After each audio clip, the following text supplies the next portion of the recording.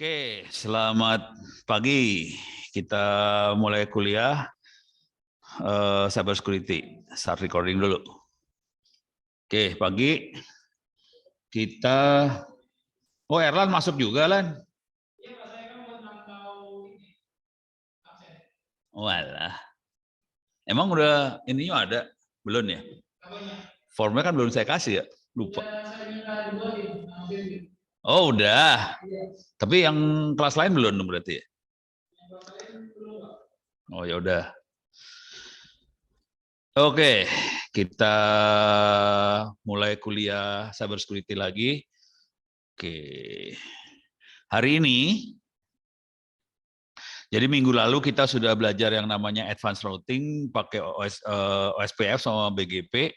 Kemudian hari ini kita akan bahas VoIP, OpenBTS, sama bagaimana cara mengukur jaringan. Oke. Supaya kita materinya bisa banyak, saya akan 2-3 materi, mungkin sampai network programming masuk nggak ya? Ragu-ragu saya. Kalau ada waktu saya sampai hajar ini. Cuma network programming kalau mau seru sih mendingan skip. Oke, kita akan masuk ini dulu ya, OpenBTS sama benchmarking. Ya. Wih, para penjahat baru pada masuk ini. On time banget masuknya pada ya. Oke, sekarang kita masuk ke urusan OpenBTS. Contoh yang paling keren adalah harusnya si Fata suruh ngomong sih.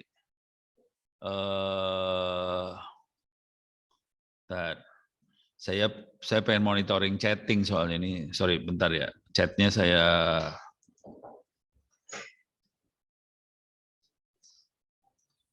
Oke, ini saya sambil monitor chatting. Jadi Anda kalau mau tanya silakan lewat chatting. Saya akan share screen lagi nih sekarang. Oke. Jadi materi hari ini ada 2, VoIP, OpenBTS, sama apa sih namanya? Network benchmarking. Oke. Sekarang kita lihat secara umum dulu ya, yang namanya VoIP. Sorry, maaf. Masuk sini. Wikinya saya, silakan masuk ke wiki saya kalau mau iseng. Masuk onacenter.org/wiki, masuk ke VoIP. Oke.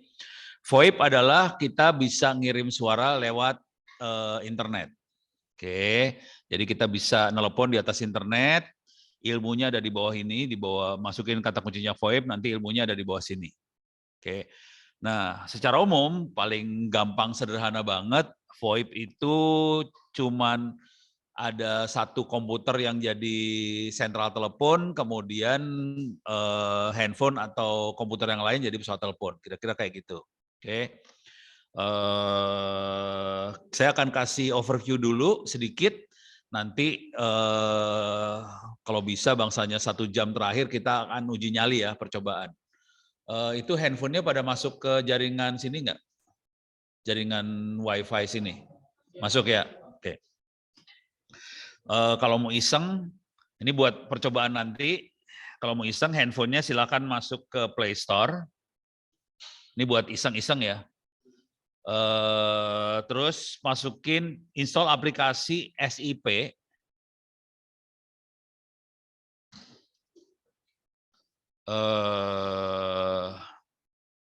SIP phone. Cari aplikasi SIP phone seperti Zoiper. Ini contohnya Zoiper. Contoh yang lain apalagi ya?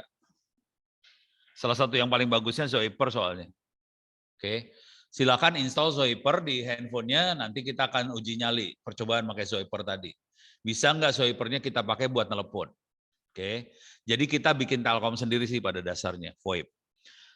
Jadi dasar utamanya VoIP itu cuman ada satu sentral telepon, nanti pesawat teleponnya bisa di handphone masing-masing atau di komputer. Oke. Contoh yang paling sederhana yang sering kita lihat adalah WhatsApp. Jadi WhatsApp kira-kira kayak VoIP, cuman Gede banget sekarang. Oke. Topologinya jadi cuma kayak gini aja, ada yang namanya central telepon, kita sering nyebutnya soft switch, kemudian ada pesawat-pesawat telepon, klien. Pesawat teleponnya bisa berbentuk komputer, bisa berbentuk handphone. Kira-kira kayak gitu. Nah, kemudian yang seru dari teknologi ini, softwarenya sebagian besar free. Tadi pesawat teleponnya bisa pakai Zoiper, silahkan diinstal di handphonenya masing-masing. Kemudian kita bisa milih soft switch server. Oke, ini ada Asterisk, ada FreePBX, ada Free Switch, ada Kamailio, ada Share, OpenShift, Yet BTS dan sebagainya. Jadi sentral teleponnya banyak banget. Mungkin kalau ada waktu nanti sekitar setengah jam lagi kita akan coba install yang namanya Kamailio ini ya. Kita uji coba, bisa nggak kita install sentral telepon Kamailio, udah gitu kita coba jalankan, bisa nggak sentralnya jalan, kemudian kita bisa nggak kita pakai buat telepon. Kira-kira kayak gitu. Jadi yang saya akan pakai coba Kamailio. Cuman ini bentuknya tidak manusiawi, nggak seperti aplikasi Windows yang bentuknya grafik, kita bisa klik, ini semuanya diketik. Semuanya. Software yang legend banget adalah Asterisk, dia punya kemampuan buat kayak ngerekam, kalau pernah nelpon ke hotel atau ke PMI atau kemana gitu, kadang-kadang ada suara perempuan ngomong untuk tekan 1, untuk apa tekan 2, tekan 3 dan sebagainya, itu semua dijalankan secara software pakai Asterisk contohnya. Gitu ya. Jadi Asterisk bisa kita program, kalau ada orang masuk, dia akan nyambut dengan suara manusia, udah gitu dia bisa kita program lagi, minta orangnya pencet tombol apa, nanti pindah ke menu apa, pencet tombol apa, pindah ke menu apa, ini contoh yang paling kerennya Asterisk. Suaranya itu semua bisa direkam, nanti rekaman suaranya bisa dikirim pada saat orang dial masuk, bisa keluar suaranya. Jadi itu contohnya Asterisk. Saya sendiri kalau yang dahsyat banget adalah yang OpenShift. OpenShift itu sebetulnya sentral telepon yang dibikin untuk ngelawan Telkom. OpenShift. Jadi Telkom di dunia itu hari ini akhirnya pakai turunannya OpenShift. Kira-kira kayak gitu. Jadi kejadiannya waktu itu adalah saya diundang sama Telkom University yang ngasih di panggung itu, yang ada di panggung saya sama wakil rektornya Telkom University. Wakil rektornya adalah orang yang megang sentral teleponnya lab. Sentral teleponnya punya Telkom University, sentral teleponnya yang ada di Telkom University itu dapat donasi dari Telkom. Jadi dia punya kemampuan sekitar 3.000-an call per detik. Jadi ada 3.000 pesawat telepon diangkat dalam 1 detik. Harga sentralnya sekitar 3M. Itu ya. Tapi kemauannya seperti itu. Kemudian saya pakai, jadi itu tadi harganya 3M. Saya pakai server Xeon. Waktu itu saya bawa server Xeon, harganya sekitar 20-an juta. Oke. Yang tadi 3M ya. Saya pakai server Xeon, saya pasang Ubuntu server, kemudian saya pasang OpenShift. Terus di atas panggung kita tes. Jadi waktu itu kan saya bentuknya kayak ngewawancara si wakil rektor ini. Situ punya sentral telepon kagak? Punya. Pakainya Nokia apa Siemens. Harga 3M ya? Iya. Bisa kemampuan 3.000 call per second ya? Iya, oke, betul. Oke, kita coba pakai ini ya. Pakai server Xeon, harganya sekitar 20-an juta. Saya bawa dari Jakarta ke Bandung, nyalain di atas panggungnya Telkom University, nyalain, langsung dijalanin. Oke, yang tadi harganya 3M, 3.000 call per second. Yang ini harganya 20 juta, softwarenya semua free, sistem operasinya Ubuntu, terus saya install OpenShift-nya dijalanin, kemudian saya ukur. Ngukurnya bisa dilihat di sini ada teknik ukur sih sebenarnya. Mana ya? Bawah sini ada teknik evaluasi internet telepon. Di sini ada teknik ukurnya di sini. Ada teknik ukurnya ada di sini. Ada evaluasi OpenShift, SIPS. Di sini ada teknik ukurnya. Nah, saya ukur tadi kan 3.000 call per second. Yang OpenShift saya tes 25.000 call per second. Harga servernya 20 juta. Jadi jauh lebih cepat kalau kita bikin sendiri sih sebenarnya, dan jauh lebih murah. Setelah kita bisa main pada level seperti ini, jadi kalau Anda lihat ini semua catatan-catatannya ini saya nyoba. Jadi saya kalau nyatet biasanya saya nyoba dulu. Jadi saya cobain, dites, kemudian dibikin catatan. Jadi ini semua hasil onong ngoprek, dibikin catatan. Kalau kita pengen bikin sentral telepon, ini ada catatan-catatannya, ini cara bikinnya gimana segala macam ada di sini semua ya. Bisa dicoba. Nah, udah gitu, kemudian berkembang kita nyobain ini, Open BTS dari situ. Sorry, pakai ini aja lah, Ono Center lagi ya. Ono Center, masukin kata kuncinya Open BTS. Open BTS. Jadi si sentral telepon dijalankan di komputer ini, sentralnya. Ini contohnya Open BTS-nya, jalanin di sentral yang ini. Oke, saya kasih lihat gambarnya lah. Ini dia makhluknya.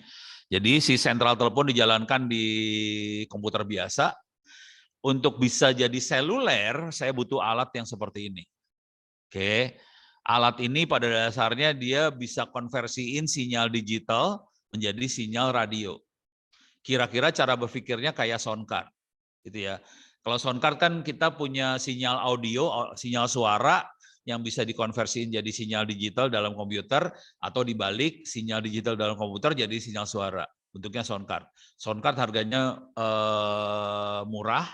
Sekarang kan harganya cuma 100.000 atau berapa ribu tuh, coba masuk ke Bukalapak lah, cari USB sound card, harganya murah banget sih. Sorry, salah. Ini coba ngasih bayangan harga aja ya. Ini rada lemot. Oke, USB sound. Harganya paling juga 25.000, 30 ribuan lah buat mengubah suara jadi digital, digital jadi suara. Kira-kira kayak gitu. Yang kita butuhin kira-kira kayak sound card, tapi dia ngerubah dari, nah ini kan, oh ini 80.000, ini ada yang 13.000 nih. Ini paling murah 13.000 perak ya. Jadi untuk merubah suara ke digital, digital jadi suara, kita butuh alat-alat konverter seperti ini. Harganya kalau suara karena frekuensinya rendah, hari ini murah. Pada zaman dulu kala, sound card juga harganya mahal, bangsa berapa ratus ribu perak. Kalau sekarang kita udah bisa dapat yang harganya 13.000 rupiah. Oke. Nah, dengan teknik yang sama kita bisa ngerubah sinyal digital jadi sinyal radio. Oke. Atau dibalik dari radio jadi digital. Nah, alatnya udah mulai banyak. Kalau pengen lihat barangnya, ngobrol sama Fatah di Dinas Kominfo Tangsel. Dia adalah anak semester 3 di ITTS, dan dia sudah ngoprek barang itu, ada 2 barangnya. Yang ada di Fatah, Etus B210. Ini barangnya, Etus B210. Ini makhluknya. Harganya lumayan, sekitar 20 juta. Oke, ini barangnya ada di Fatah, ada 2 biji. Terus ada juga Etus N210. Ada di sana juga. Bentuknya kayak gini. Harganya sekitar 20 jutaan. Dia bisa ngerubah dari sinyal digital jadi sinyal radio. Ini ada konektornya. Ini kelihatan ada konektor yang warnanya emas ini, konektornya. Tinggal dicolokin ke antena radio, dia sinyalnya akan terbang ke udara langsung. Gitu ya. Jadi yang dia lakukan adalah, intinya sederhana banget sih yang namanya sinyal-sinyal radio, apakah itu FM, TV, 2G, 3G, 4G, 5G, 6G, itu kan sebenarnya cuma isinya sinus, kosinus, kali bagi tambah kurang. Jadi kita program aja, itu kita program, kita rubah jadi sinyal suara, sinyal radio beneran, kasih antena, terbang dia. Sinyalnya benar-benar terbang. Oke, dan masuk. Kemarin 4G-nya udah mulai jalan, lumayan bagus 4G-nya, cuman belum semua handphone bisa detect karena frekuensinya agak geser-geser, jadi kita perlu bikin yang frekuensinya lebih stabil, itu aja ya. Nah, ini udah mulai jalan. Targetnya mulai stabil, kita akan coba lari ke 5G. Gitu ya. Yang bikin mahasiswa semester 3 ITTS. Parah kan? Oke. Di Republik ini tidak orang yang bisa bikin 4G 5G. Kemarin di Tangsel aja 30 orang yang nyoba bikin, yang bertahan tinggal 2. Satu Fatah, satu lagi Yopi. 2 orang doang yang bisa tahan. Karena harus bisa ngerti Linux, harus bisa ngerti GNU Radio segala macam. Jadi harus mau belajar sih. Semuanya ada, free belajar. Software yang dipakai, kalau mau tahu software yang dipakai, gampang, ada di GitHub semua. GitHub. Oke. Oke, softwarenya. Oops.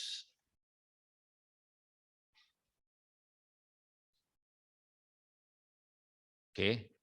Ada OpenBTS, ini yang legend banget OpenBTS. Bisa diambil ini. OpenBTS itu 2G sama 3G. Kalau yang 4G kita ada beberapa, SRS Run itu 4G. Ini SS Run itu 4G. Tapi yang berhasil dioperasikan sama Fatah sama Yopi adalah Open Air Interface. Yang ini Open Air Interface, kagak ada di sini. Ini ada UI Docker, berarti dia harus dari sini ngambilnya. Dari luar. Open Air Interface. Itu. Ini makhluknya ya. Ini bisa diambil. Untuk sentral teleponnya khusus kita bisa pakai RSSPC, EPC, RSS EPC, itu sentral telepon. Satu lagi ada ini makhluknya, bagian dari SRS Run itu sentral teleponnya. Satu lagi adalah kita pakai Open 5GS. Ini buat sentral telepon 5G. Oke. Dan ini Open 5GS. Dan yang dilakukan sama Fatah sama Yopi adalah mereka juga bikin SIM card sendiri akhirnya. Jadi SIM card-nya kita harus bikin sendiri juga, karena dalam SIM card itu ada enkripsi segala macam yang harus ngomong antara handphone dengan sentralnya. Jadi kita nggak bisa pakai SIM card-nya punya Telkomsel dan teman-temannya, soalnya enkripsinya dipegang sama sentralnya Telkomsel, jadi kita nggak bisa pakai punya operator. Kita harus bikin SIM card sendiri. Jadi udah jalan yang ini. Beres ya? Ini sampai sini kebayang nggak? Hah? Kalau mau kebayang bener sih, ngobrol sama Fatah, suruh Fatah ke sini kasih workshop. Lebih seru tuh urusannya. Oke. Suruh ngoperasiin sistemnya, cuman kalau mau jujur, kalau cuman workshop ngelihat doang Fatah ngerjain, agak susah. Buat ngebayangin, paling enak duduk ngoprek sampai jadi. Itu baru kerasa banget. Nah, sentral ini kalau kita pengen ngutak-atik ngoprek, sebetulnya ternyata setelah kita mulai ngoprek lama, ternyata kita bisa ngoprek tanpa perlu peralatan yang ininya tadi. Hardware ini nggak usah dibeli sih sebenarnya. Nih, jadi kita bisa ngoprek tanpa hardware ini sebenarnya. Jadi di software-software buat 4G, 5G, itu kita bisa mensimulasikan hardware dengan software. Jadi kita bisa bikin simulasi jaringan, kita bisa bikin dummy user interface, pakainya bentuknya software, jadi kita tetap bisa belajar ngoprek tanpa kita punya hardware yang harganya 20 juta. Jadi kalau mau ngoprek, kita bisa sampai level itu sih sebenarnya. Tapi kita baru tahu belakangan. Setelah kita keluar duit 20-an juta, baru, bisa ya tanpa hardware rupanya. Jadi kalau mau ngoprek bisa tanpa hardware sih sebenarnya. Beres ya? Sip. Wah, bunyi itu.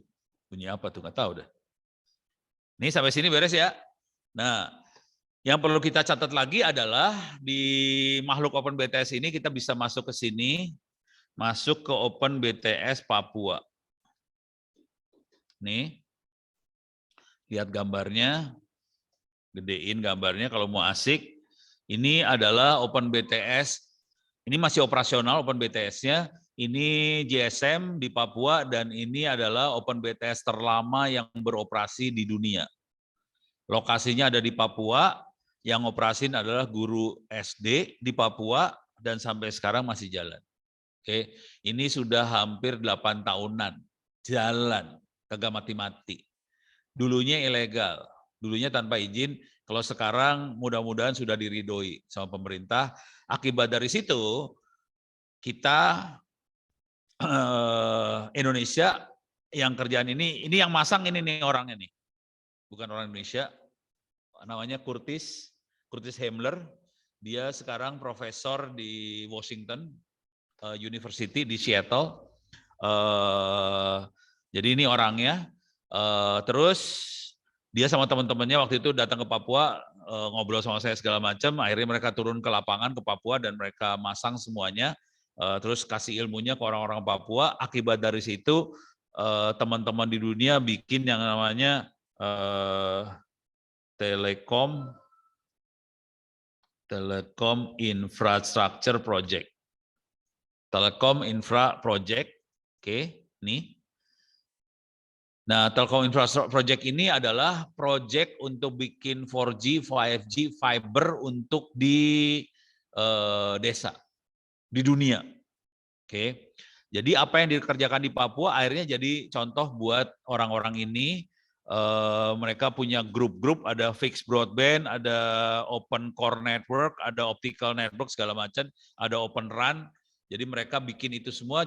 Salah satu contoh yang paling dominannya adalah Papua ini sih sebenarnya. Beres ya. Jadi apa yang kita kerjain jadi contoh. Nah, sampai sini dulu ada pertanyaan nggak? Aman?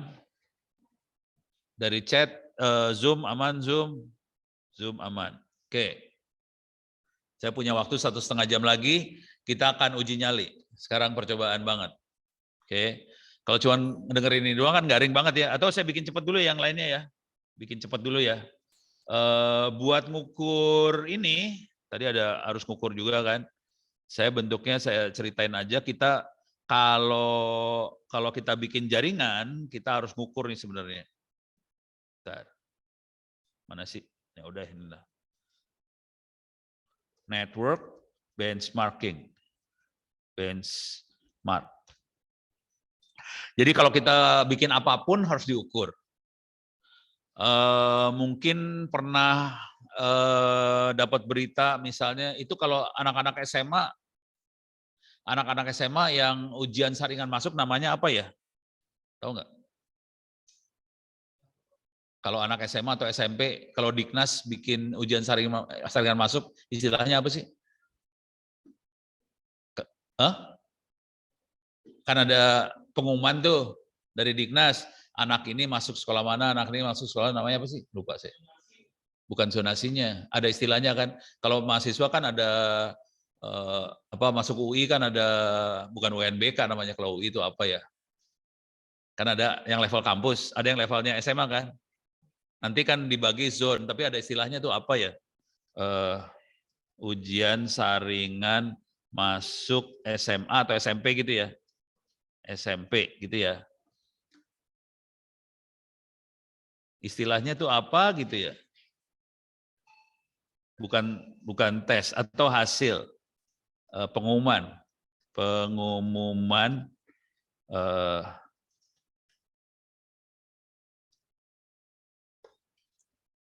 PPDB. Masa PPDB sih? PPDB emang? Sumber informasi, iya benar PPDB ya? Oke. Kalau PPDB, kalau lagi diumumin kan biasanya servernya pada ngehang ya. PPDB server, apa sih hang ya? Bukan hang ya, macet. Tuh, server macet kan? Pendaftar sekolah harus menunggu. PPDB Sulsel habiskan anggaran 2 miliar tapi server macet. Kayak gitulah seringnya ya. Jadi kejadian yang sering terjadi adalah pada saat diumumkan servernya macet. Oke. Kenapa hal itu terjadi? Karena kontraktornya atau orang-orang yang ngasih kerjaan SBMPTN itu perguruan tinggi, bukan SBMPTN ya. Jadi lebih ke arah PPDB lah. PPDB bener. Oke. Jadi server itu macet karena yang ngasih kerjaan maupun kontraktornya tidak pernah ngukur kemampuan servernya. Jadi cuma beli aja server, sekian core, memori sekian. Diakses, dicobain sama 1-2 orang, ya jalan lah. Cuman pas diakses satu kota, tewas tuh server. Karena nggak pernah diukur. Jadi salah satu yang harus dikerjain juga untuk urusan cyber security adalah ngukur kemampuan server bisa dikasih beban berapa orang. Kalau dikasih beban ternyata nggak kuat, itu orang ngelihatnya kayak kena DDoS.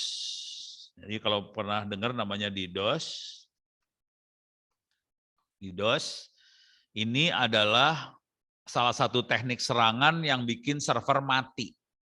Jadi dalam bahasa Inggrisnya denial of service. Service layanan, denial tidak bisa memberikan layanan. Denial of service tidak bisa memberikan layanan. Jadi kalau kita mau nyerang server supaya tewas, kita kasih aja bikin servernya sibuk sampai servernya nggak bisa kasih layanan. Kalau di sini di kasusnya PPDB di Indonesia, jadi kasusnya di Indonesia, servernya kan nggak diserang. Servernya ngasih layanan, cuman yang minta layanan banyak banget. Servernya tidak dihitung supaya bisa ngasih layanan ke satu kota di Indonesia kayak gitu. Jadi akibatnya servernya yang dibeli terlalu kecil, yang akses terlalu banyak, akhirnya servernya macet. Jadi kayaknya servernya dihack. Padahal yang ngehack bukan hacker, yang ngehack ibu-ibu banyak pengen lihat pengumuman, udah gitu kayak dihack gitu. Kan kasihan banget ya. Itu masalahnya kenapa? Karena kita tidak pernah ngukur. Oke, sekarang cara ngukurnya ini saya akan ngomong cepat aja buat cara ngukurnya ya. Yang tadi yang OpenBTS nggak akan saya kasih lihat soalnya waktunya kurang. Salah satu ngukur yang paling cepat namanya Gmeter, bisa dilihat itu Java. Nih, pakai Apache tapi belakangnya Java. Cara ngukur instalasinya bisa dilihat di sini. Oke. Jadi instalasinya kayak gini, terus dia GUI, kita bisa ngukur dalam bentuk GUI, kira-kira gitu. Oke. Nah, sekarang saya kasih lihat lagi masalah lain yang perlu kita ukur adalah jumlah paket per detik yang bisa lewat ke router yang kita handle, yang kita tanganin. Oke. Nah, ini bisa dilihat di sini. Intinya sederhana. Kalau kita punya jaringan, kita pengen sebanyak mungkin bisa ngirimin paket per detik. Kalau paket per detiknya kurang banyak, nanti jaringannya kerasa lemot, kerasa pelan. Oke. Kalau misalnya tiap detik cuma bisa ngirim 1 paket, ya berarti 1 menit cuma 60 paket. Bubar lu cerita lu. Jadi kita bisa lihat di sini, ini cara ngukur paket per detiknya kira-kira kayak gini caranya. Jadi kita pakai ping, oke. Kemudian dikali 2 sih. Kita dapetin sekian paket dalam sekian detik, jadi kita bisa tahu paket per detiknya sekian banyak. Kira-kira kayak gitu. Nah, bagaimana caranya kita bisa naikin jumlah paket per detik yang masuk ke router yang kita pegang? Jadi kalau kita pakai router yang kecil-kecil, itu di belakang banyak router Linksys. Mungkin kapan-kapan kita bikin training cara ngoperasin router Linksys. Itu router Linksys prosesornya pelan, kecil, cuma 16 bit. Kalau mau kenceng, komputer kita jadiin router. Itu lebih kenceng daripada router Linksys itu. Jadi kalau mau kenceng, kita ganti hardware-nya. Pakai komputer biasa. Itu kenceng banget.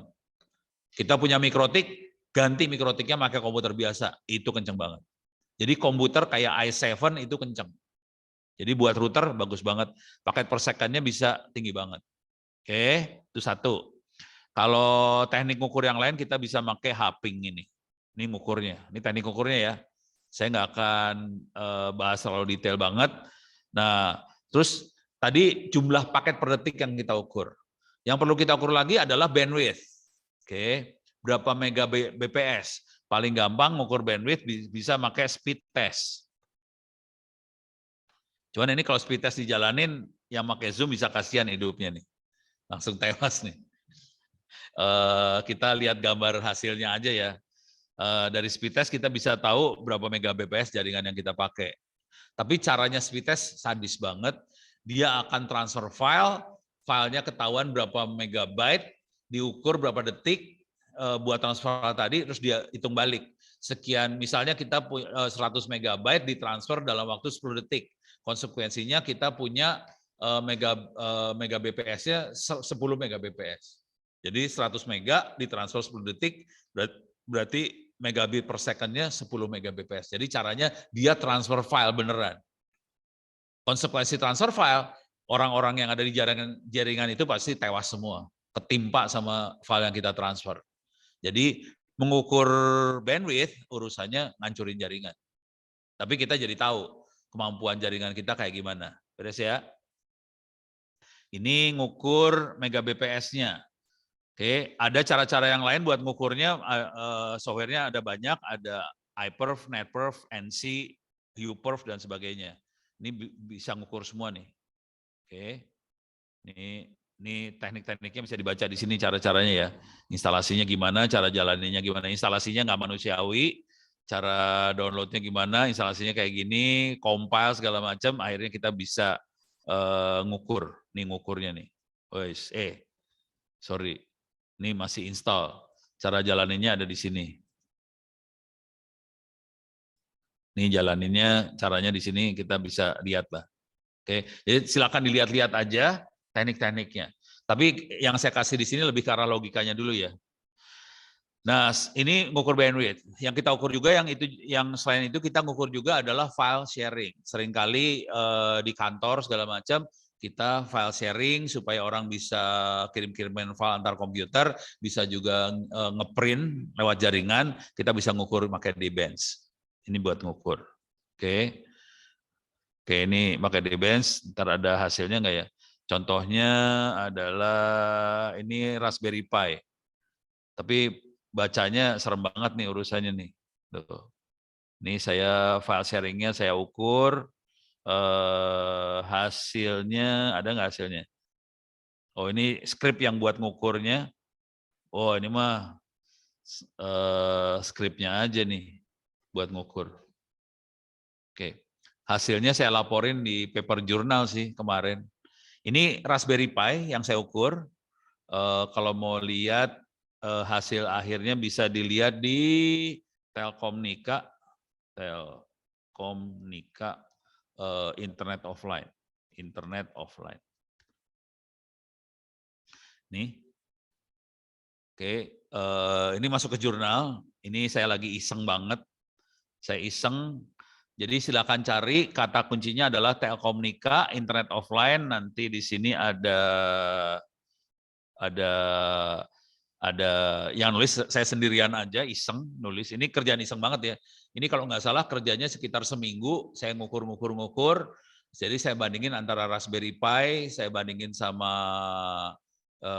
server biasa, saya bandingin sama mini PC. Hasilnya kita bisa lihat Raspberry Pi 25% kemampuannya hanya 1/4 dari i5, 4 core. Kira-kira kayak gitu. Jadi ini semuanya bisa, ini kalau paper benernya bisa di-download dalam bentuk PDF. Oke, ini bisa ke-download nggak nih? Belum, nggak kelihatan. Bisa nggak? Oh ini dia. Download this file. 6 detik, 7 detik, 0 detik. Oke, nih. Nanti bentuk-bentuknya kayak gini sih. Bentar ya. Oh kurang, nanti kelihatan grafik-grafiknya sih. Ini di bawah sini ada grafiknya. Ini ada Raspberry Pi, ngukur bandwidth.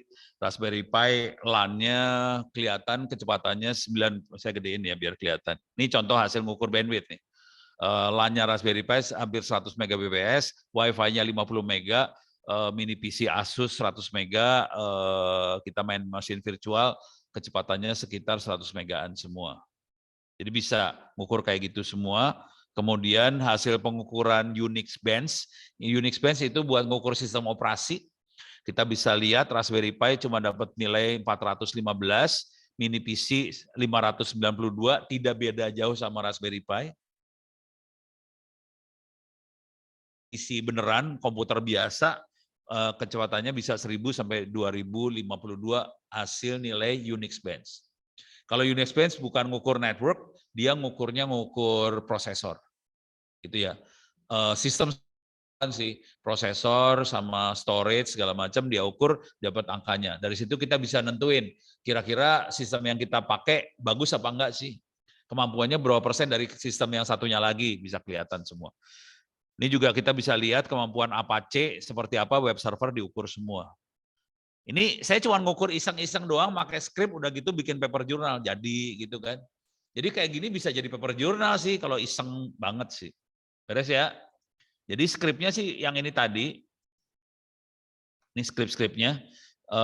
Mungkin yang akan perlu lagi adalah ngecek SQL, database, seberapa kemampuan database buat dihajar sama user, bisa diukur sama sini.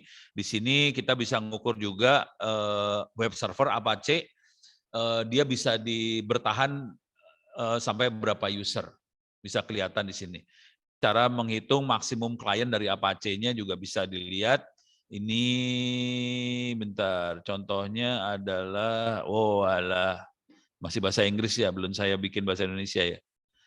Atau lihat sinilah, nih di sini ada, nih jumlah kliennya. Oke, jadi kalau kita punya server dengan memori 16 gigabit RAM, oke, dikurangin 2 giga buat proses yang ada, terus dibagi 73, kita lihat jumlah kliennya cuma 196 klien. Bayangkan kalau ini kejadian banget sama server-server PPDB itu yang buat sekolah-sekolah, kebanyakan mereka akan beli server dengan memori 16 giga, kemudian dipakai buat ngasih layanan buat puluhan ribu orang, padahal dengan 16 giga dia cuma sanggup 200-an user doang. Dikasih puluhan ribu, makanya servernya tewas langsung. Nah ini nggak pada dihitung soalnya. Kebanyakan orang nggak ngitung ini. Oke, beres ya. Jadi harapannya keluar dari kuliah ini Anda tahu bahwa yang namanya server harus dihitung. Kalau kita punya sekian klien, kita tahu memorinya berapa gede yang harus disiapin. Kalau memori dalam server cuma 64 giga misalnya, berarti kita harus paralel beberapa server sekaligus. Supaya bisa ngehandle puluhan ribu orang yang akses di satu kota. Nah kalau kita nggak mau beli servernya, caranya biasanya kalau cara saya, biasanya caranya gini. Masuk ke Cloud Kilat misalnya.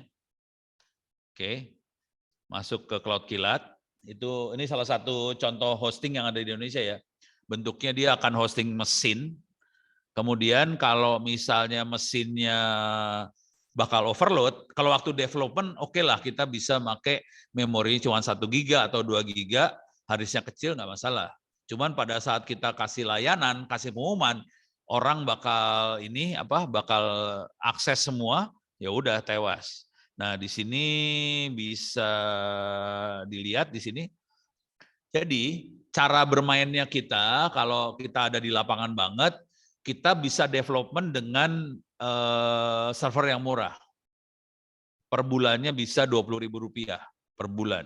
Jadi core-nya 1, memori 512. Oke, bayarnya cuma 20.000 perak per bulan. Jadi kalau setahun kan cuma berapa? 20 kali 12. Jadi cuma 300.000. 400.000 udah lebih dari cukup lah. Tapi setahun make. Daripada kita beli server beneran 20 juta, mendingan kita keluarin duit 400.000 buat setahun, kita buat development. Jadi kita sebagai developer cukup ngeluarin duit 400.000 perak, dipakai buat setahun development. Udah gitu dapat kerjaan misalnya dari Dinas Pendidikan Kota Tangerang Selatan. Buat ngasih pengumuman ke warga Tangsel tentang anak ini diterima di sekolah mana. Kalau pada saat pengumuman dipastikan pasti hitnya tinggi banget, banyak orang yang akses. Pada saat pengumuman kita nego sama si Cloud Kilatnya, Cloud Kilat tanggal sekian sampai tanggal sekian bisa nggak kita pakai yang ini mah cuma 2 giga ya? Ada nggak yang versi yang lebih gila lagi? Ini kan ukurannya L. Tadi SML. Cari yang XL gitu ya, yang kayak gitu-gitu. Ada lah bisa dinego kayak gituan. Fitur spesifikasi. Cuman gitu doang ya. Paket harga.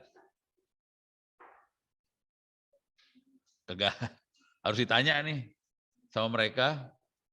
Ada nggak harga yang bangsanya 32 giga segala macam buat 1 bulan doang. Jadi mereka biasanya punya fitur juga yang harganya XL atau XXL atau XXXL.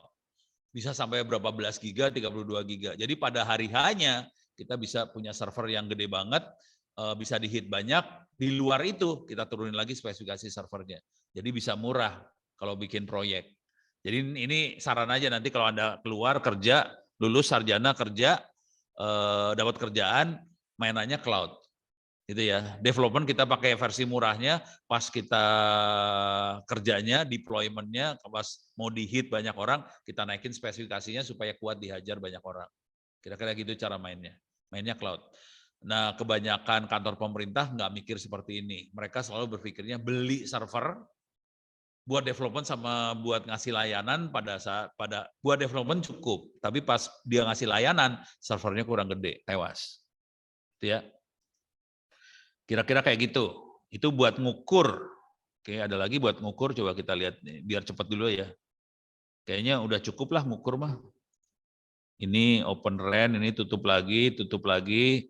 Ini paper saya kalau mau iseng bisa dibaca-baca, dilihat-lihat. Kerjaan kalau mau tahu itu kerjaan seminggu 2 mingguan doang sih. Oke, sekarang kita punya waktu sekitar sejaman lebih. Kita akan coba bikin sentral telepon. Di sini yang udah pernah bikin sentral telepon berapa orang? Belum? Belum ada yang pernah bikin sentral telepon sama sekali. Oke, kita akan coba bikin sentral telepon. Kita akan coba buat nelpon beneran. Saya akan pakai Camelio ini. Ini Camelio ini akan saya coba bikin. Saya akan taruh di VirtualBox. Mudah-mudahan bisa. Saya akan pakai server kosong. Ini saya cloning dulu. Mana cloning teh? Clone. Oke. Saya akan kasih nama Ubuntu server Camelio. Gitu ya.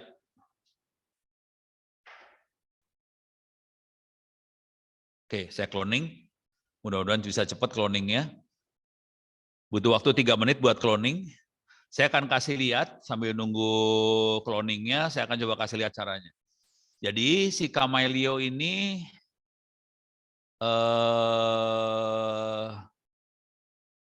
software yang fungsinya buat sentral telepon. Oke. Kenapa saya pakai Camelio? Karena dia cukup enteng dan cukup cepat reaksinya buat jadi sentral telepon. Cuman saya udah lupa versi terbarunya versi berapa. Dia masih versi 41. Jadi kita akan coba lihat di sini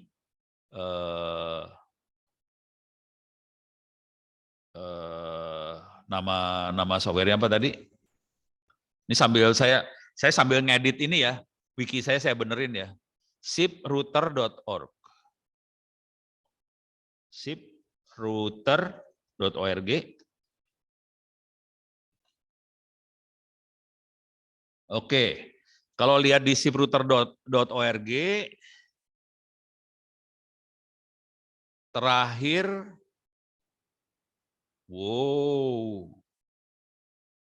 download, versi terakhirnya versi, bahaya banget ya, ternyata Camelio udah mulai nggak dikembangin lagi rupanya. Baru tahu juga nih, latest stable branch-nya versi 33.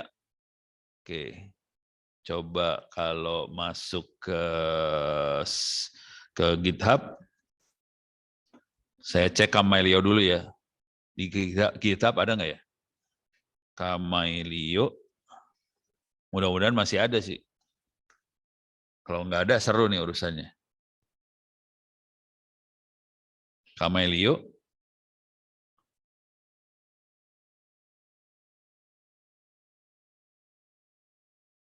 Tuh, masih sampai, sekarang udah dari camelio.org, udah ganti website nih.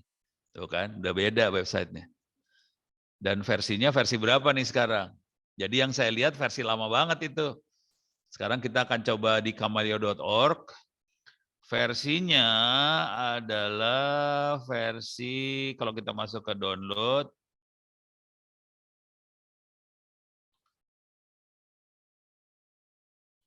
versinya versi 53. Oke. Oke, versinya versi 53. Kita akan coba pakai catatan yang ini ya, sambil saya benerin Kamaleo yang ini. Kamaleo yang ada di wiki saya rubah. Oke, ini saya akan ganti. Ini nggak dipakai lagi. Ini kalau Anda tahu nih yang saya kerjakan sekarang adalah saya sambil ngajar sambil ngoprek ya, hati-hati aja nih. Ini salah satu kebiasaannya Ono gitu sih. Ngajar sambil ngoprek dan konsekuensi dari ngoprek adalah belum tentu berhasil. Jadi saya belum tentu berhasil nih. Ini masih baru banget. Ini perhatiin saya masih versinya 41. Saya akan pakai, ini saya rubah ke sini aja. Oke, ini saya gedein biar enak ngelihatnya. Saya gedein. Oke. Ini saya masuk sini. Oke, sekarang saya akan rubah ini. Ini saya ngedit wiki. Oke. Oh, ini udah ada 52. 52 ada di sini. Oh, oke. Berarti saya harus rubah karena di sini udah 53 versi terakhirnya. Berarti ini saya rubah ke 53 di sininya. Oke. Pakai versinya 53 ya, yang paling baru banget. Oke, kita akan masuk ke situ. Kemudian nanti kita pakai database-nya MariaDB. Kemudian ada Kamaleo DB Control dan sebagainya. Oke, kita akan coba lihat di sini. Oke, kita akan masuk lagi ke sini. Ini kalau dilihat di sini saya sudah punya mesin Ubuntu Server 20.04 Kamaleo. Kondisi kosong, belum diapain. Saya akan start. Oke. Mesinnya dijalankan. La ilaha illallah. Kunaon ieu teh? Oke. Change network setting. Oke, networknya bermasalah. Dia nggak bisa ngelihat networknya, harus saya benerin dulu. Saya pakai interface namanya ENP031F6. Makhluknya ada di sini. Sorry. Saya kasih lihat aja ya. Saya masuk ke terminal. Saya gedein biar enak lihatnya yang ada di Zoom. Oke, clear layar. If config, more. Kelihatan nama interface saya adalah ENP0S31F6. Oke. Komputer saya IP address-nya 192.168.22.165. Oke. Sekarang di sini saya tempel ke interface yang sama, ENP0.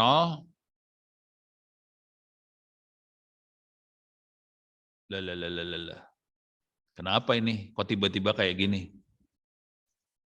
Belum juga gua kerjain. Ini, nah ini kabel connected, saya okein dulu. Oke. Sekarang dia coba jalanin. Coba booting. Mudah-mudahan, nah dia booting udah.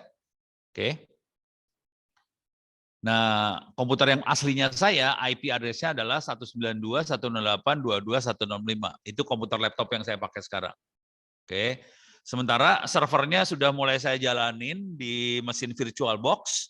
Coba kita lihat IP-nya berapa, nanti bisa di-set Zoiper-nya di handphone masing-masing supaya bisa connect ke IP servernya. IP servernya kemungkinan besar akan beda dari IP laptop yang saya pakai. Di sini 192.168.22.165. Sekarang saya masuk ke server. Oke. Username-nya Ono, password-nya sangat aman banget. Kita masuk ke dalam server, clear layar, if config. Oke, di sini IP servernya adalah 192.168.22.164. Sementara IP saya adalah 22.165. Beda. Beda ya. servernya 164, yang ini 165. Sekarang saya akan masuk dari sini ke dalam server. Saya gedein hurufnya biar enak melihatnya yang ada di Zoom. Jadi kita akan uji coba buat bikin server beneran. 192, 168, 22, 165, 5 ya tadi bener ya. 65 salah, 64. Yes, 1, 2, 3, 4, 5, 6 masuk. Yang lain jangan masuk ya. Karena semua Anda bisa masuk nih.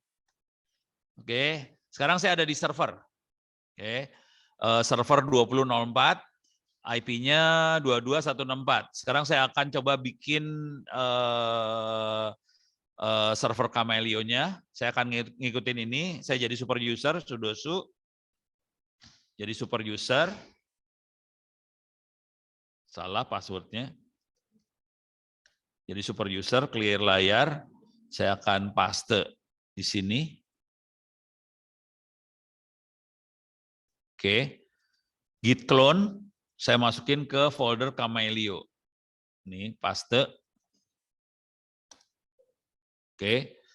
Jadi saya ambil Camelio, source code-nya diambil dari internet. Cara ngambilnya pakai git clone. Kita ambil source code-nya Camelio dari internet. Dan saya akan pakai versi yang terakhir yaitu 5.3 dari Camelio itu. Ini sudah ngambil 3.000-an dari 30.000, baru 1% yang diambil. Sampai selesai saya harus ngambil. Nanti yang saya perlu instalasi ini kalau ini udah beres, saya akan make config, make all, make install. Ini adalah teknik compile-nya. Source code-nya kemungkinan besar pakai bahasa C, kita ambil dari internet, kemudian make config, make all, make install, kita jadi makhluknya. Kemudian coba kita lihat di sini cara instalasi selanjutnya. Oh, salah. Salah. Di sini caranya lebih gombal. Ini saya nginstallnya pakai apt-get install. Kalau tadi ngompil, susah. Ganti cara ya. Diulang. Bentar. Oh, di sini pakai Percona, jangan. Tidak baik. Saya akan pakai yang MariaDB. Yang ini yang lebih gampang nih kayaknya. Oke. Sorry. Eksperimen di cancel. Eksperimen cancel, saya akan ganti database-nya pakai MariaDB. MariaDB adalah turunan dari MySQL. Dia lebih gampang dipakai daripada MySQL. Tadi yang sebelumnya yang sempat saya lihat sedikit, dia pakai Percona. Ini kita pakai Percona di sini database-nya. Percona lebih rewel, jadi nggak enak makainya. Akhirnya saya sekarang ganti agama, saya pakai agama MariaDB. Asal muasalnya kalau kita ngoprek di internet, banyaknya kita pakai MySQL. Sejak MySQL dibeli sama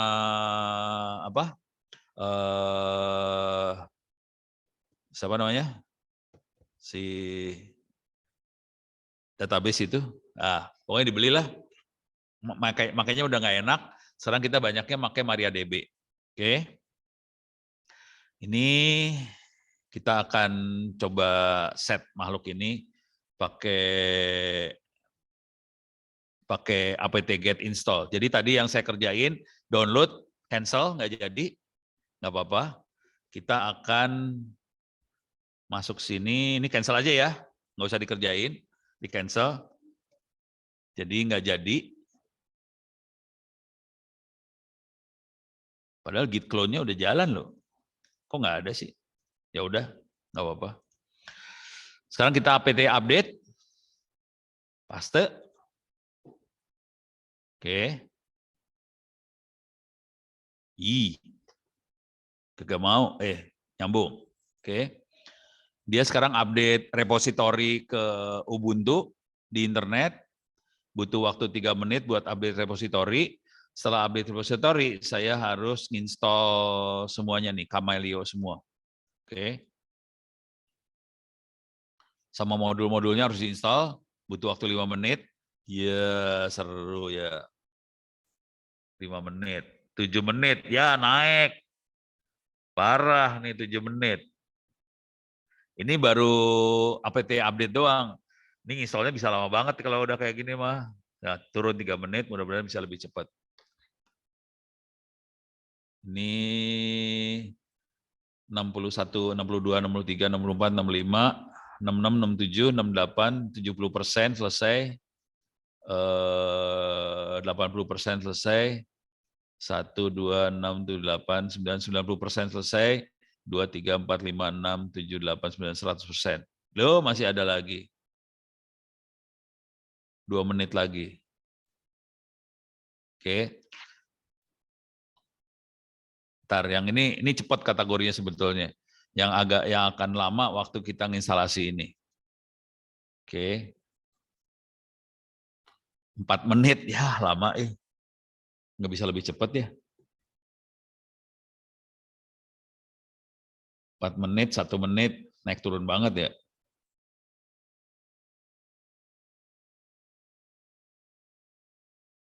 Ini 1 menit, 2 menit.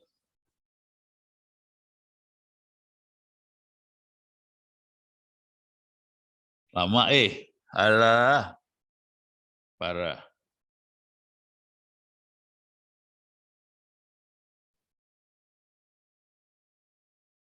Ini lama ya. Oke. 70, masih 2 menit. 1 menit.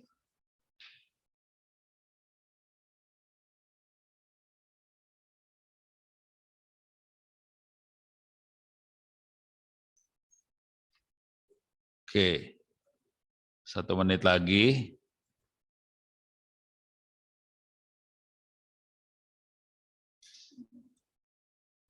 21 detik. 19, 17, 16, 14, 13, 12, 9, 8, 7, 1, 0. Ini baru update repo doang, belum install apa-apa. Ini baru update repo. Update reponya lama banget ya. La ilaha illallah, lama.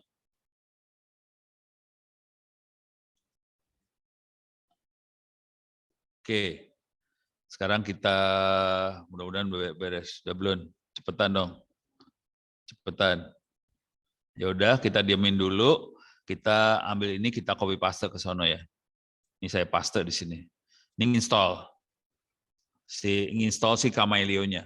Jadi installnya bisa sekaligus. Dia akan install Kamailio, Kamailio Extra modul, Kamailio IMS modul, Kamailio Presence segala macam diinstal. Nah, ini install Kamailio. Dia akan download sebanyak 17 MB yang akan dipakai harddisk sekitar 112 MB. Oke. Sambil nunggu dia download, saya akan bahas sedikit di sini. Pertama-tama saya akan konfigurasi ETC default Kamailio akan dirubah supaya kita dikasih izin untuk nge-run Kamailio sebagai root, grupnya root, kemudian config filenya ada di etc kamailio.config. Oke. Nah, udah cuma itu aja, kita bisa start Kamailio-nya. Selanjutnya kita bisa instalasi database-nya, MariaDB diinstal. Kemudian kita aktifkan MariaDB-nya. Nah, di sini kita perlu, emang belum share screen ya? Walah. Udah di sini sih. Ini udah share screen kan?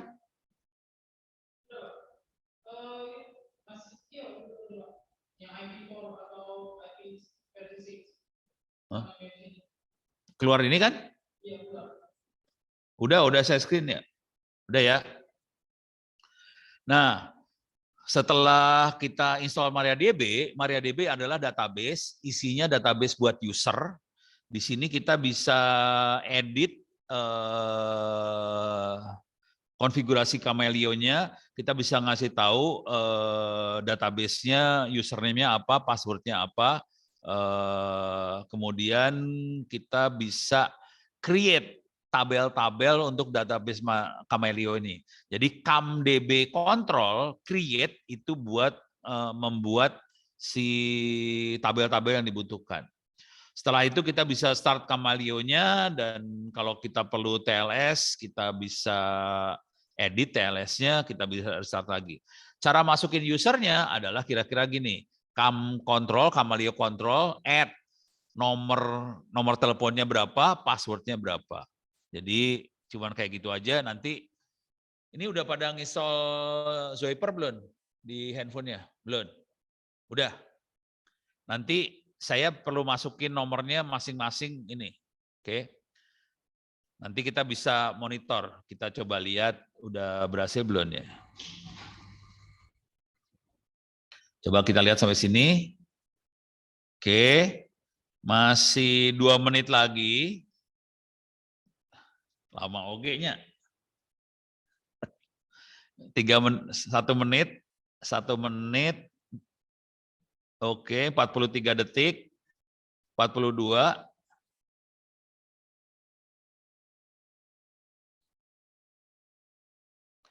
Oke, 1 menit 20 detik. Ya, naik turun, euy.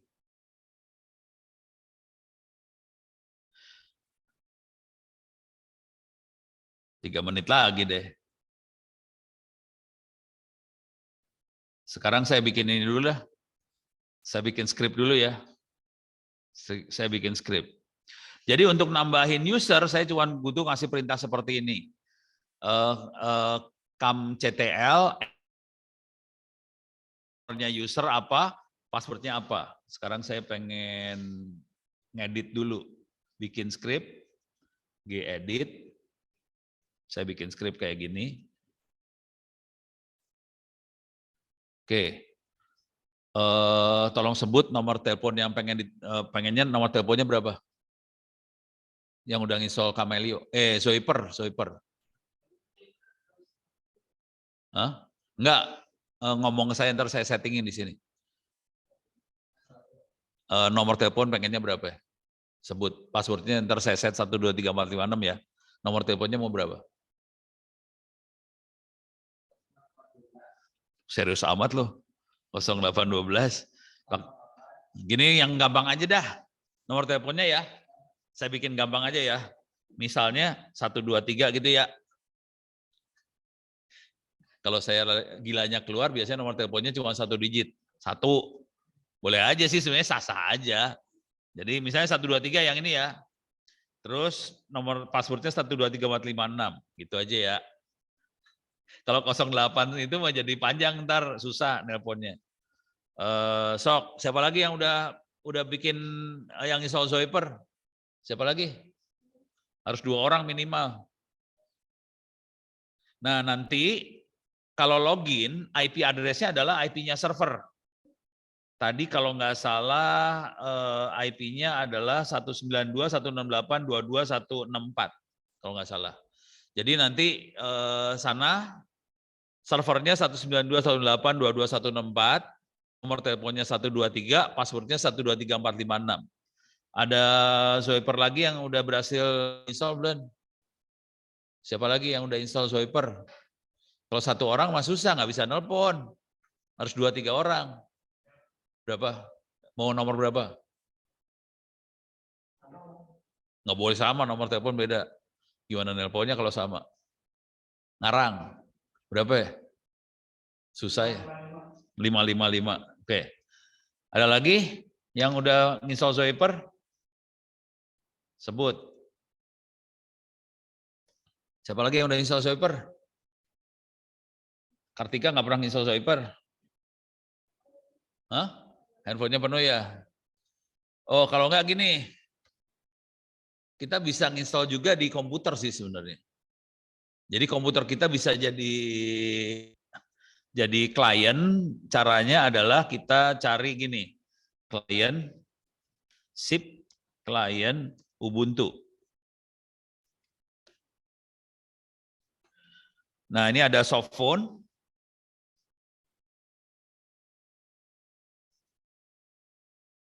Di Ubuntu ada beberapa telepon yang bisa kita pakai. Oke. salah satu yang bisa kita pakai namanya Ekiga. Bisa diinstal di komputer itu. Cuman nanti komputernya butuh handphone sama mic sama speaker. Jadi kalau mau pura-pura bego, install aja di komputer itu Ekiga atau Linphone atau apa. Cuman dia cuma bisa ngedial tapi nanti nggak ada suaranya, soalnya kan nggak ada speaker sama telepon tuh, nggak ada speaker sama phone. Jadi install Ekiga. Caranya gimana? Cara install Ekiganya Ubuntu install Ekiga.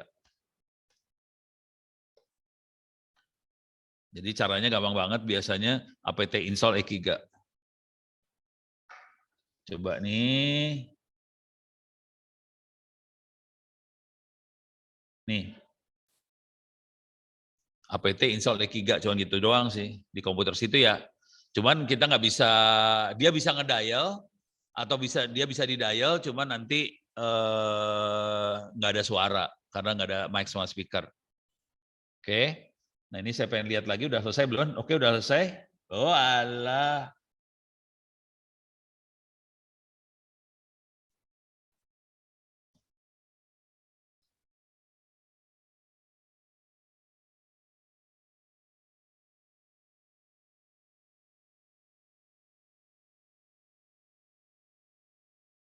Ini punya masalah nih kita. Mudah-mudahan nggak masalah ya. Mudah-mudahan nggak masalah nih. Tadi kayaknya ada masalah tadi. Mudah-mudahan nggak masalah nih. Tadi ada error apa gitu, nggak tahu dah. Tapi saya ulang lagi nggak apa-apa nih. Mudah-mudahan nggak apa-apa. Pakai doa banget. Semoga tidak apa-apa. Nah, kita akan instalasi. Ini beres. Sekarang kita akan install. Ini nggak jadi. Nah, kita akan lanjut ke sini. Oke, jadi Kamaleo sudah diinstal. Sekarang saya akan edit etc default Kamaleo-nya aja. Saya harus masuk sini, paste. Oke. Nah, di sini yang harus dibuka, run Kamaleo harus dibikin yes. Run Kamaleo-nya yes. Usernya Kamaleo, grupnya Kamaleo, bener nggak? Coba lihat. Ini usernya root, grupnya root. Saya rubah di sini. Usernya root, grupnya root.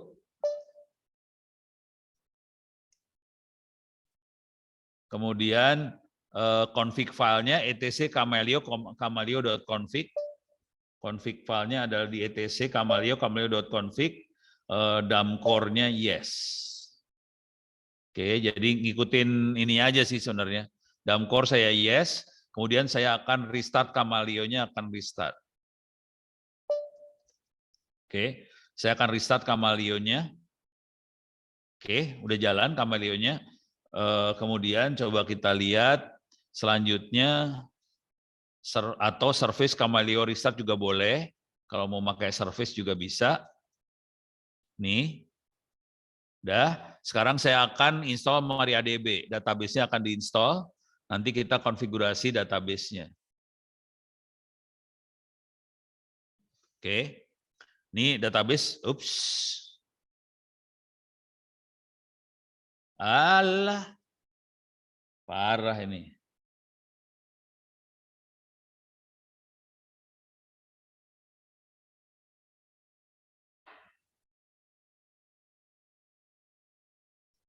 Wah, gagal.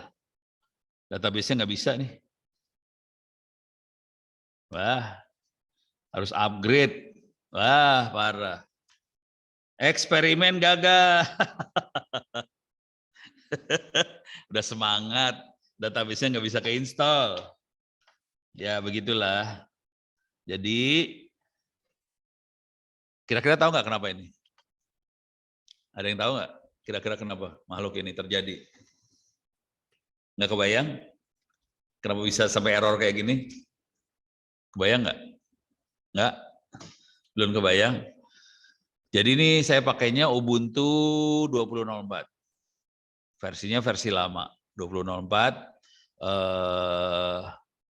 Terus saya berusaha pakai yang versi yang baru. Kamaleo kan versi baru yang lagi dicoba install. Ternyata database-nya harus di-upgrade. Jadi ini kayaknya database-nya nggak bisa pakai versi lama. Dia minta database-nya harus versi 10.334. Ini saya pakainya 10.3 doang. Dia minta 334, nggak dapat. Jadi nggak bisa. Database-nya nggak bisa ke-install yang ini. Oke, kita percobaan yang ini mabok, database-nya mabok, kita coba pakai ganti database. Mudah-mudahan bisa. Ini nggak tahu juga bisa apa kagak ya.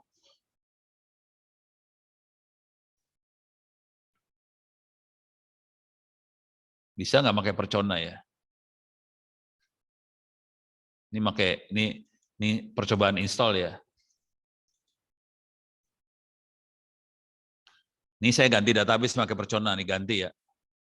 Kalau nggak bisa juga 2 kali percobaan, kita gagal, ya udah. Eksperimen hari ini gagal.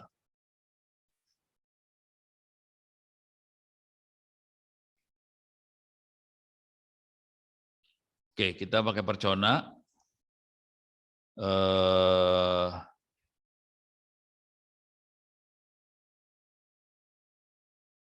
Oke.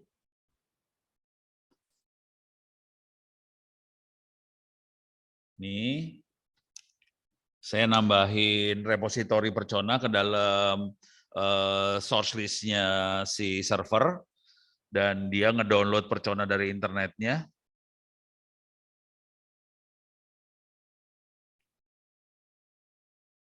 4 detik. Alah. Ya. Sama, gagal nih kayaknya.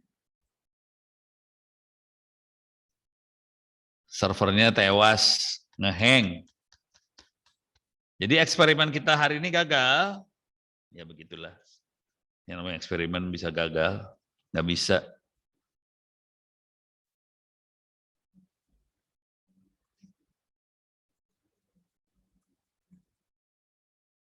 Jadi harus dicoba lagi. Kameleonya harus dicoba lagi nih.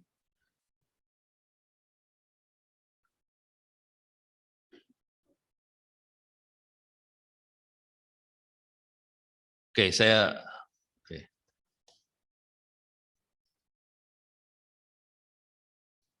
Oke, kita bunuh dulu ya Kameleonya ya. Purs Kameleo.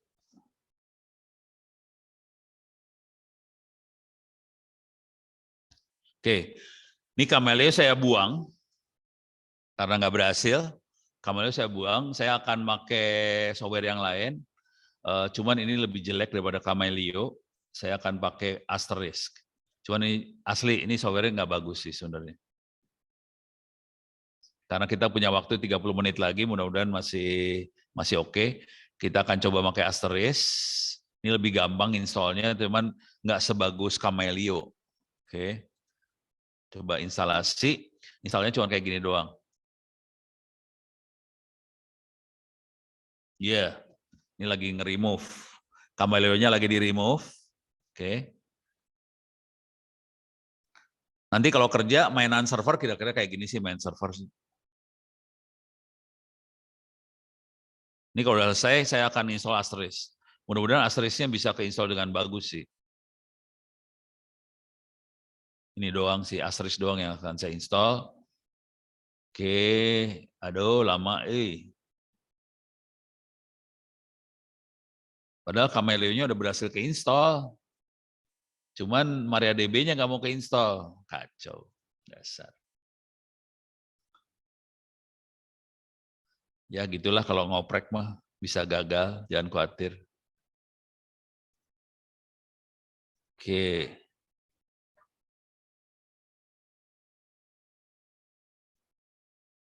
Masih 84%. Lama.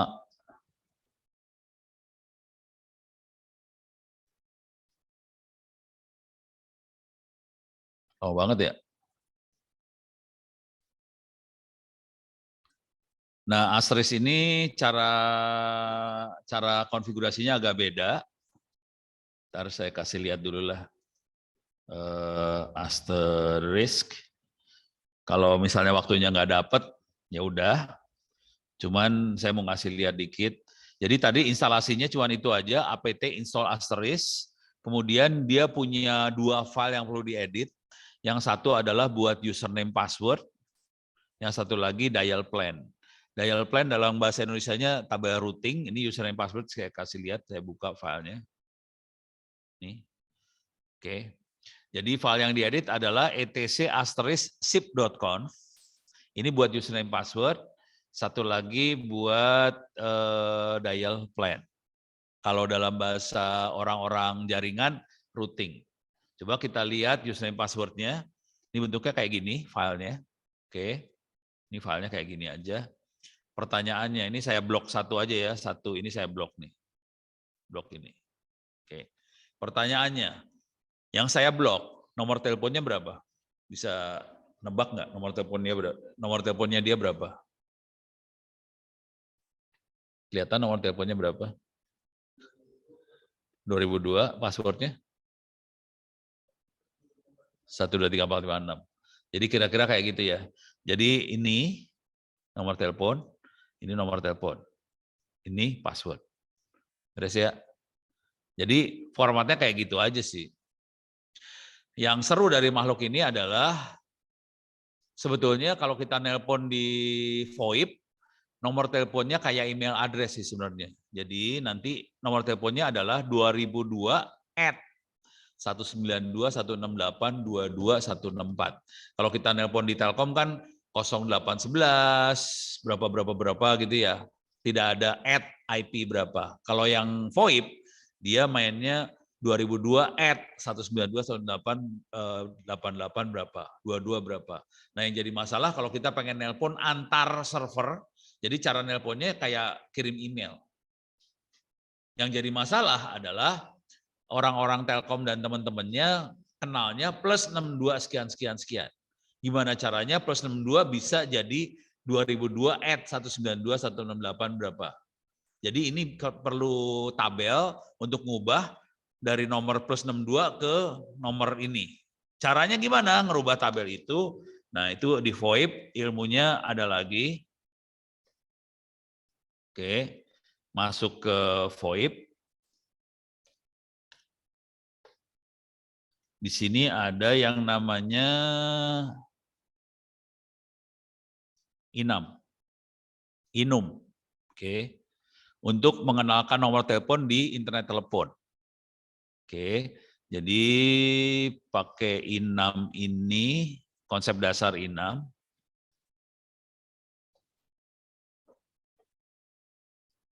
Jadi gini. Nih, oke. Jadi kita pengen misalnya kita punya satu nomor plus 62 555 34 576. Jadi nomornya cuma satu, cuman punya 1 2 3 4 5 nomor telepon. 5 pesawat telepon. Nomornya 1, pesawat teleponnya 5. Sah, nggak masalah, bisa. Caranya kita bisa bikin supaya bikin tabel kalau ada orang nelpon ke plus 62 555 34 5676, telepon ke sini. Kalau nggak berhasil masuk, telepon ke sini. Kalau nggak berhasil masuk, telepon ke sini. Kalau nggak berhasil masuk, telepon ke sini. Yang terakhir, telepon ke sini. Bisa seperti itu. Caranya gimana? Caranya adalah kita bikin pakai ini. Pakai apa? DNS, Domain Name System. Oke. Extensionnya adalah e164.id biasanya. Kalau internasional gitu. Cuman di Indonesia kayaknya Kominfo kagak ngerti bahwa ada kayak gituan. Terus udah gitu yang pegang DNS di Indonesia, Pandi juga nggak ngerti ada seperti itu. Jadi kondisinya orang Indonesia nggak tahu bahwa kita bisa main seperti ini. Oke. Nanti kalau udah bisa kayak gitu, nanti kita bisa bikin entry-nya